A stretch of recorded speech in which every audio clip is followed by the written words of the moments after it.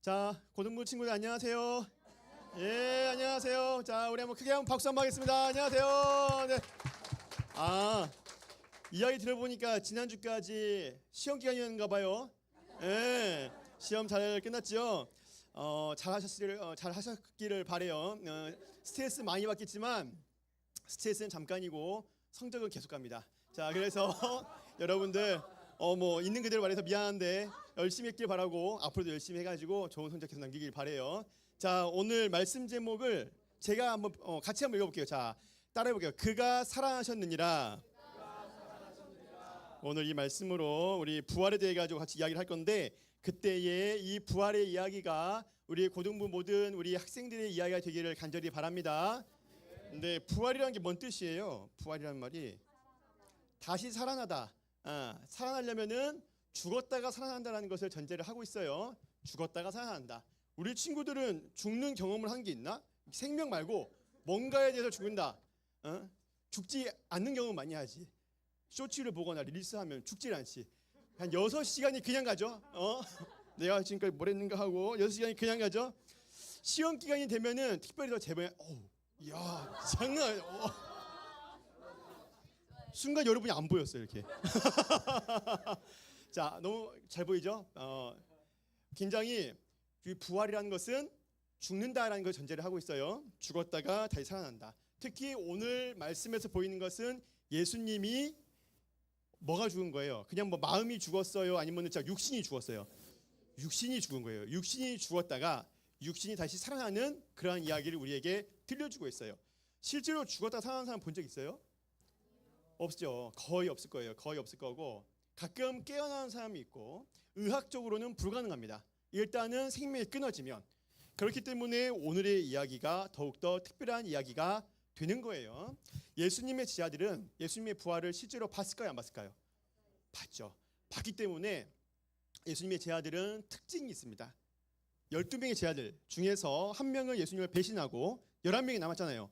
11명의 공통적인 특징 뭔지 아는 사람 있어요? 그렇지. 오늘 적성이지? 야, 우리 고학년 역시 고학년께서 순교했어요. 11명은 모두 순교했습니다. 베드로는 십자가에 거꾸로 매달렸고, 그 다음에 각처에서 멀리 간 제자는 인도까지 가가지고 여러 가지 방법으로 죽임을 당했어요. 그것을 보았을 때에 우리는 한 가지 알 수가 있어요. 이 사람들이 왜 죽임을 당하기까지 나아갔을까? 그러니까 우리는 부활을 보지는 못했잖아요. 우리는 글자로 보잖아요. 글자로. 그렇기 때문에 우리는 이걸 믿어야 돼요. 하지만 이 사람들은 믿지 않을 수가 없었던 거죠. 왜냐하면 봤으니까. 누군가가 죽었다는 것은 뭔가를 본 거예요. 보지 않고는 죽을 수가 없는 거죠. 그리고 그 이야기를 우리에게 기록으로 남겼습니다. 그렇기 때문에 우리에게 중요한 건 뭐냐? 이 당시의 제자들처럼 따라해볼까? 부활이 나의 이야기가 돼야 된다. 다시 한 번 더. 부활이 나의 이야기가 돼야 된다. 이걸 기억하고, 부활이라는 것이 성경에서 읽었다, 그런 내용을 내가 안다가 아니라, 부활이라는 것은 나의 이야기, 나도 나중에 부활할 이야기라는 것을 기억하고 나아가기를 바랍니다. 자, 오늘 본문 말씀을 우리가 보면은 천사들이 여자들에게 나와서 예수께서 부활했다는 이야기를 들려주는 것으로서 시작을 하고 있어요. 여기가 잠깐만 죄송해요. 여기가 생각보다 원고를 넘기기가 쉽지가 않네. 잠깐만요. 자, 이렇게 해가지고, 자, 천사들이 무슨 이야기를 하고 있다고요? 여자들에게 누가 어떻게 됐어요? 예수가 부활했다는 이야기를 하고 있어요. 이 부활이라는 사건은 하나님께서 갑자기 했을까요? 계획이 있었을까요? 갑자기 했을까? 계획이 있었을까? 계획이 있었어요. 하나님은 계획이 있는 하나님입니다. 그리고 그 계획을 따라해볼까? 약속. 한 번 더. 약속이라고 해요. 하나님께서는 약속대로 합니다. 자, 그래서 우리가 성경책을 보면은 앞쪽을 보고 뭐라고 그래요? 구약성경을 해요. 이게 한자잖아요. 구가 뭐지? 옛구자예요. 옛구자. 옛날 약속이다. 신약은 신자가 무슨 신이에요? 매우 신? 새로운 신이에요. 새로운 신. 그래서 새로운 약속이다. 성경은 전체가 약속의 책이에요. 이 말은 무슨 말이냐면은 하나님은 무슨 하나님? 약속의 하나님이에요. 약속의 하나님. 그래서 우리가 신앙생활 할 때에 믿는 것은 전부 다 내 마음대로 믿는 게 아니에요. 약속대로 믿는 거예요. 기도할 때에 우리가 그런 얘기 하잖아요. 말씀을 보고 말씀대로 기도해야 된다. 그 얘기를 왜 하냐면은 말씀이 없으면은 약속대로 기도하는 게 아니라 내 약속대로 기도를 하게 되는 거예요. 내가 원하는 대로, 내가 바라는 대로. 하지만 말씀이 있으면은 약속대로 기도하게 되고 그 약속이 이루어지는 거예요. 친구들, 이게 중요한 거예요. 기도했는데 응답이 안 될 때가 있지. 약속이 없이 기도했기 때문에 그래요. 약속은 응답이 돼요. 약속이 아닌 것은 그것은 내 마음인 것이죠. 부활은 하나님의 무엇이었다? 약속이었다라는 것을 우리가 기억할 필요가 있어요. 이사야 말씀엔 이와 같은 말씀이 있어요. 우리 친구들이 아마 익숙할 텐데, 그가 찔림은 우리의 허물 때문이요 그가 상함은 우리의 죄악 때문이라는 말이 있어요. 찔렸다, 상했다. 누가? 예수님이 그렇게 될 거라는 것을 예수님이 오기 전에, 이 땅에 오기 전에 성경에 기록이 되어 있는 거예요. 그가 찔릴 것이다, 그가 상할 것이다. 누구의 죄 때문에? 우리의 죄 때문에. 그러니까 저는 약속이 있고, 예수님도 직접 하신 말씀이 있어요. 마가복음 말씀을 보면은 인자가, 예수님이 자기를 인자라고 표현하죠. 인자가 고난받을 것이다. 그 다음에 버림받을 것이다. 그리고 죽임당할 것이다. 그런데 살아날 것이다 라는 것을 이야기를 하세요. 이런 이야기를 한 것은 하나님께서, 예수님께서 부활을 약속해 놓았다라는 것을 우리 친구들 기억하기를 바랍니다. 그렇기 때문에 성경은 약속의 책이라는 것에서 모든 약속을 우리가 믿어요, 못 믿어요? 믿어요, 못 믿어요? 믿어가시기를 바래요. 믿고 있을 것이고 믿어가세요. 신앙의 기본은 약속을 믿는 걸 시작하는 거예요. 우리 친구들이 성경을 읽잖아요. 성경을 많이 읽을 때도 있고 적게 읽을 때도 있지만은 읽잖아요. 왜 읽어요? 성경을 왜 읽어요? 그것은 약속을 알기 위해 믿는 거예요. 약속된 게 뭔지를 알아야지 믿을 수가 있지. 예를 들면 이런 거예요. 계약으로 표현하면 그렇지만은, 그렇지. 놀이동산에 들어간다고 생각해봐요. 놀이동산에. 그러면은 뭐 이용권 이런 거 살 거 아니에요. 사면 이게 어디까지 이용 가능한지, 몇 시까지 가능한지 이런 거 우리가 꼼꼼하게 읽어보잖아요. 만약에 우리가 어디 가가지고 뭔가 할인권을 샀다, 뭔가를 샀다, 그러면은 이것이 언제까지 유효한지, 이걸 가지고 가면 뭐 할 수 있는지를 읽어보잖아요. 왜 읽어봐요? 이게 읽어야 나에게 이익이 되니까 있잖아요. 어딘가에 가가지고 뭔가를 하는데 이 내용을 알아야 내가 즐길 수가 있으니까. 우리 복음도 마찬가지예요. 뭐 즐기는 건 아니지만 알아야 믿는 거예요. 알아야 믿는 거예요. 그리고 그 믿는 것은 약속대로 믿어야 되는 거예요. 내 마음대로 믿는 게 아니고. 그래서 어떤 분들은 마음대로 믿는 경우도 있어요. 뭐 그런 기도 해봤어요? 시험 보기 전에 공부한 것도 맞게 해주시고 틀린 것도 맞게 해주시고 모르는 것도 맞게 해주시고 그런 기도 해봤어요? 할 수 있지. 할 수 있지만은 엄밀히 말하면 성경은 그렇게 말하지 않거든. 성경은 뭐라고 말하냐? 네가 수고한 대로 거둘 것이다라고 말해요. 그러면은 어떻게 기도가 나와야 되냐면은 내가 공부한 대로 맡겨주세요라고 기도가 돼야 되겠지. 이게 차이가 있는 거예요. 약속을 두고 기도하면은 하나님의 뜻에 부합되게 기도가 되고, 그러면 응답 받아요. 하나님, 내가 공부한 대로, 내가 수고한 대로 맡겨주세요 하면은 그것은 틀리지 않게 해주시겠죠. 그런데 안 했어, 공부를. 또는 내가 능력이 부족해가지고 여기까지밖에 못하고 여기는 못했는데 다 맡겨주세요. 내가 찍어도 맡겨주세요. 졸면서 찍은 것도 다 맡겨주세요 하면은 어쩌다가 될 수는 있겠지만 하나님 약속과 맞지가 않는 거죠. 하나님, 자, 따라해볼까? 약속이 중요하다. 다시 한번 더. 약속이 중요하다. 가장 기초예요. 그래서 이것을 위해서 우리가 성경을 읽는 거고, 부활도 그 약속 가운데에 포함되어 있다. 우리 친구들도 부활을 해요, 안 해요? 부활을 할까 안 할까? 성경에는 우리 친구들도 부활을 한다고 나와 있어요. 하나님의 약속이에요. 어떻게 부활하냐? 예수 안에서 죽으면 우리 친구들이 주님 나라에 들어가서 있다가 나중에 이 땅이 다 마감되고 예수께서 이 땅에 오실 때에 같이 일어난다라고 성경에서 기록이 되어 있어요. 이게 하나님의 약속이에요. 그 약속을 믿는 사람은, 우리 친구들은 부활할 줄로 믿습니다. 네, 부활을 믿으면서 첫 번째, 부활은 하나님의 약속이라는 걸 기억하시길 바래요. 자, 두 번째 보게 되는 것은, 따라해볼까? 부활은 죽음의 승리다. 부활은 죽음의 승리다. 자, 우리 친구들 절기라고 알아봐요? 절기? 뭐 성탄절도 있고 부활절도 있고, 오늘은 무슨 절이에요? 맥주 감사절이에요. 그래서 전반기 1에서 6월까지 전반기 동안 나와 함께 하신 주님을 기억하면서 감사하는 것이 맥주 감사절이에요.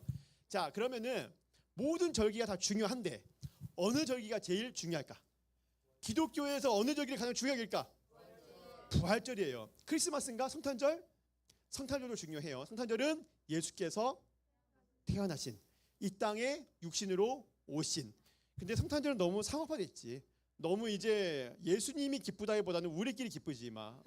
왜 그런지 모르겠지만, 그래서 서구나 이런 데서 다 성탄절이 이렇게 기울어 가잖아요.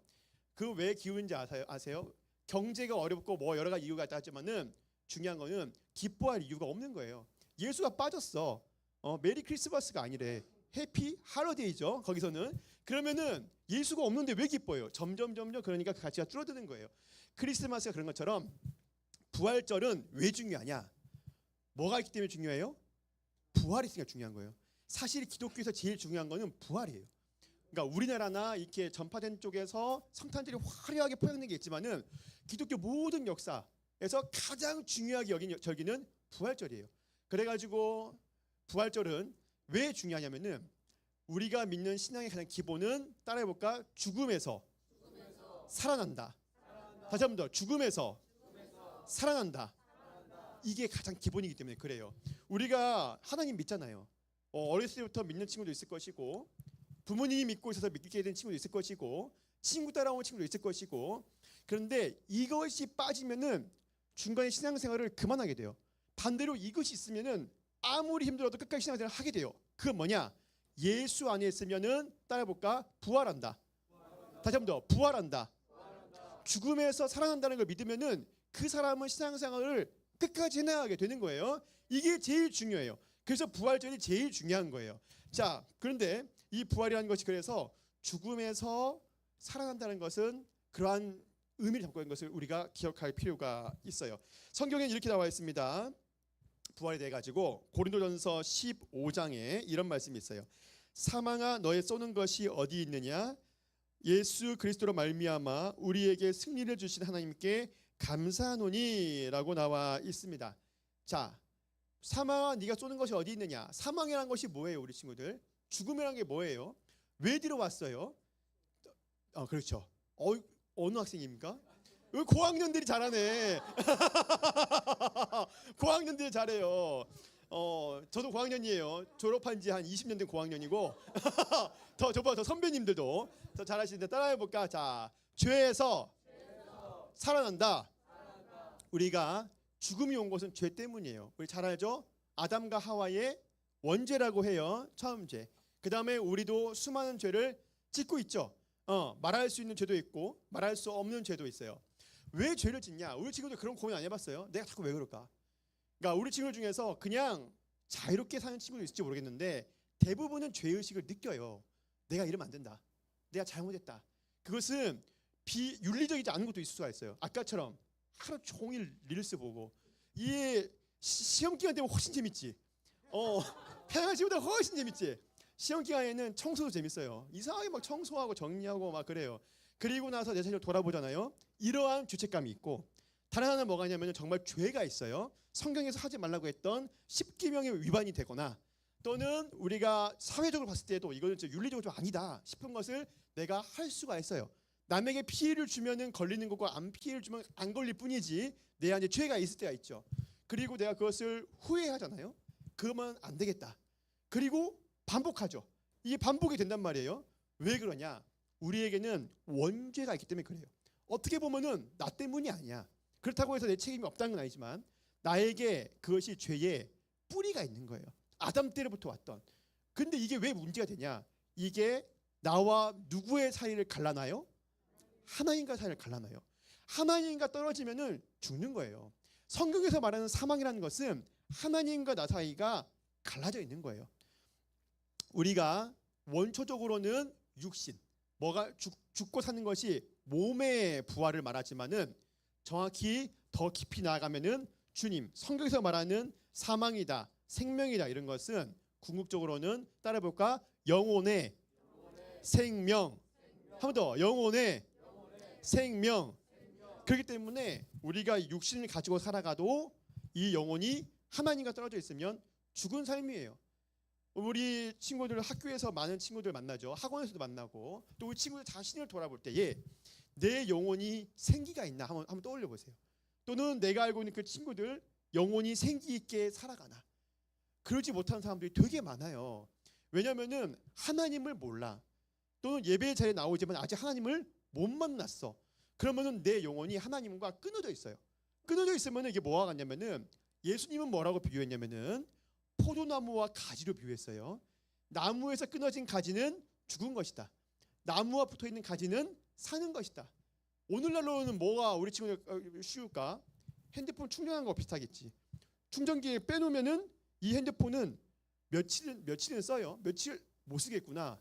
하루 종일 문자하다 보면은 오후면은 다 끊어지잖아. 배터리가. 그러면은 다시 끼워잖아요.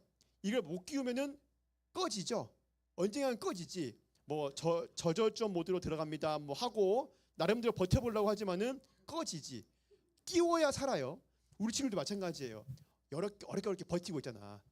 공부하는 것도 힘들고 미래도 막막하고 내가 뭐 어떻게 그리고 릴스 쇼츠 이런 거 많이 보지 마세요. 그거는 현실 세계가 아니야.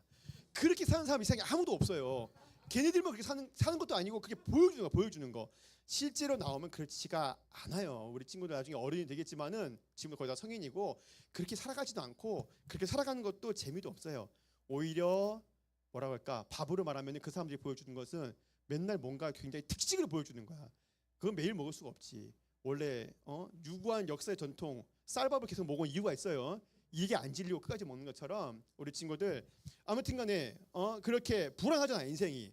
그런데 그 인생이 생명을 얻고 촉촉하려면은 하나님과 연결이 돼야 돼요. 예수님과 연결돼야 돼요. 연결 안 돼 있으면 지금도 죽은 영혼이에요. 그리고 예수님과 연결되면은 그 영혼이 살아나요. 이걸 보고 부활이라고 부릅니다. 따라해볼까? 부활. 그래서 이 부활은 예수님만의 이야기가 아닌 거예요. 내가 나중에 언젠가 죽고 나면은 나중에 부활하겠지 이게 아닌 거예요.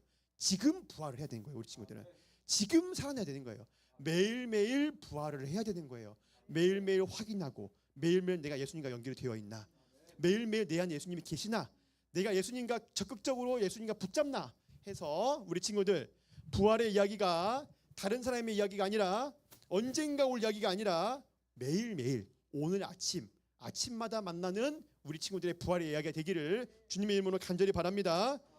자, 우리 마지막으로 보게 되는 것은 세 번째는 이렇게 부활이 나의 이야기가 되면은 나 혼자 부활하지 않고 같이 부활하고 싶은 마음이 생긴다라는 것이 세 번째가 되겠습니다. 자, 따라해 볼까요? 부활은 나누는 것. 한 번 더. 부활은 나누는 것. 우리 친구 잘 나누잖아요. 많이 올리잖아. 인스타.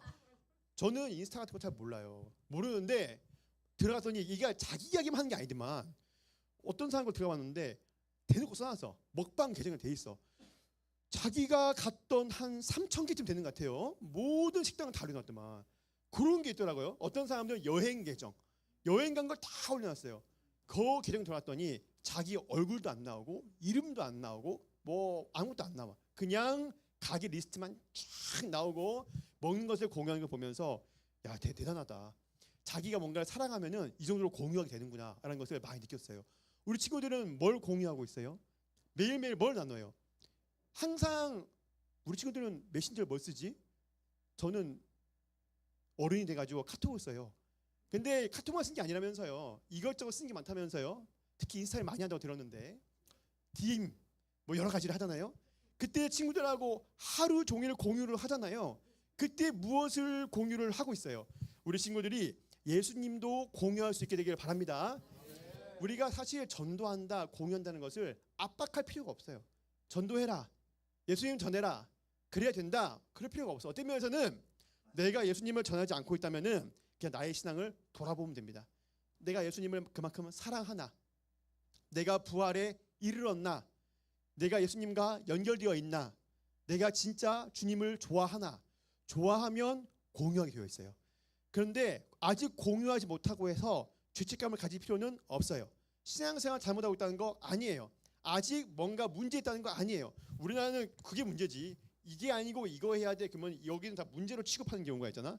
여기 오답, 여기 정답 그게 아니고 우리가 그 길을 가고 있다는 거예요, 우리 친구들이. 그래서 궁극적으로 언젠가 우리 친구들이 예수님을 더욱더 사랑하면 마음속에 저절로 그런 마음이 들 거예요. 아, 이 예수님을 전해야겠다. 이 부활을 나눠야겠다. 저 친구를 우리 교회로 같이 와야 되겠다. 이 친구와 신앙생활 함께 해야 되겠다. 라는 마음이 우리 친구들 마음속에 들어오기를 바랍니다. 그런 마음이 들어온다는 것은 예수님을 더욱더 사랑한다는 것이 되는 것이고 부활이 여러분의 이야기가 된다는 것을 의미해요. 부활. 자, 이게 마지막 핵심입니다. 따라해볼까? 부활이 나의 이야기가 될게요. 한 번 더. 부활이 나의 이야기가 될게요. 매일매일 아침마다 주님과 함께 부활하며 살아가는 우리 친구들 되기를 주님의 이름으로 간절히 소망합니다. 자, 이 시간 기도하도록 하겠습니다. 주님 감사합니다. 오늘 예수 그리스도의 부활의 이야기를 통하여서 부활이라는 것이 어떤 다른 이야기가 아니라 나의 이야기다라는 것을 보게 하시니 감사합니다.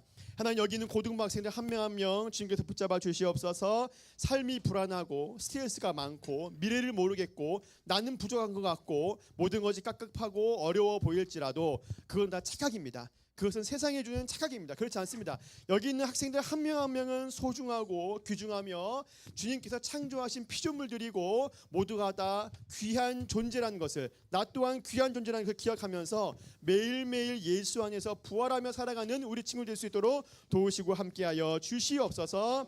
감사드리며 예수 그리스도의 이름으로 기도드립니다. 아멘. 자, 우리 결단 찬양으로 나가도록 하겠습니다.